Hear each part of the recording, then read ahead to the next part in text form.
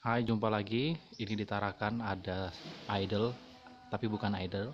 Tapi di sini ada pemuda yang tidak menggunakan masker di tempat umum.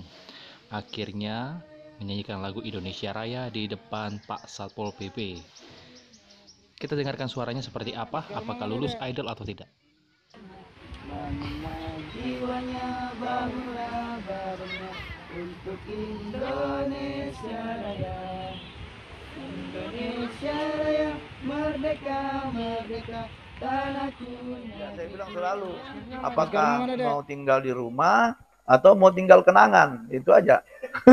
Kan kalau begitu kan, udah kita kasih tahu masih juga. Kayak bapak ini mau tinggal di rumah apa mau tinggal kenangan? Karena saya ini orang kesehatan, saya ini dokter, dan saya kerja saya di epidemiologi dulu.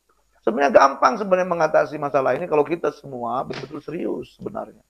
Kan kita udah tahu masa inkubasi 14 hari. Paling panjang pun sekarang mungkin 28, tapi 14 hari. Bonnya masih ada bonnya. Nah, kalau kita lock semua, selesai sebenarnya itu Pak Bimo. Nah, jadi cuman ya mohon maaf Pak, karena kita ini negara kesatuan Republik Indonesia, kami juga harus ikut aturan dari pusat.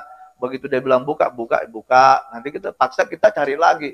Walaupun sekarang ini mohon maaf jadi perdebatan lagi karantina kita ini. Bahkan ya sekelas mohon maaf lah, pejabat-pejabat kita juga yang masih mempersoalkan juga kenapa kok itu di SE nomor 7 gugus tugas nasional kan tidak ada karantina. Saya bilang gagal paham lagi dia nih, nggak baca aturan betul-betul.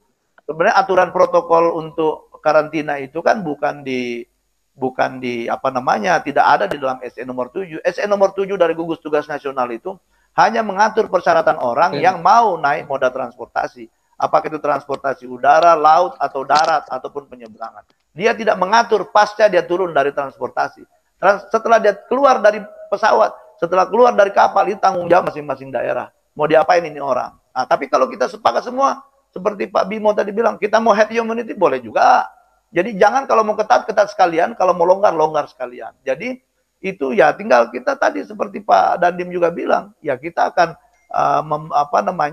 melepas untuk melakukan herd immunity supaya yang ya terpapar semua cepat. Nah, tinggal seleksi alam yang kuat. Ya kira-kira menurut statistik kita yang kuat itu 90%. 90% dia akan tertular dan insya Allah dia akan sembuh mungkin dengan kekebalan massal, kekebalan tubuh. Lalu ada 10% nanti, kalau ini statistik, saya bicara statistik ini.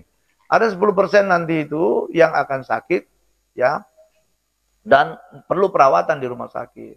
Dan dari 3% itu, secara statistik lagi, ya 3% meninggal dunia. Nah, pilihan kita kan tinggal 3. Nah, ya Pak, ya saya bilang selalu, apakah mau tinggal di rumah atau mau tinggal kenangan, itu aja. Kan kalau begitu kan, udah kita kasih tahu masih juga. Kayak Bapak ini mau tinggal di rumah apa mau tinggal kenangan saja, gitu kan. Dan hitungan saya Pak, makanya kenapa itu, ada yang bertanya, apakah Tarakan sudah siap melakukan pelonggaran? Maka itulah yang kenapa kita ketati di pintu masuk. Karena seperti tadi, kita bayangkan Pak, kalau ini misalnya longgar dan jebol Pak. Kita hitung tadi 10% masyarakat Tarakannya akan terinfeksi. Akan masuk ke pelayanan kesehatan. 10% itu kira-kira 27.000 orang. Nggak mampu pelayanan kesehatan kita Pak, untuk menampung itu. 27.000 Pak. Lalu 3% itu kira-kira 5.000 orang itu meninggal Pak. Nggak mampu juga kuburan itu menampung sebulan. Bapak, kita mengubur 8 orang aja kemarin dengan protokol COVID, setengah mati itu Pak Dandim, Pak Kapolres itu ngatur anak buah.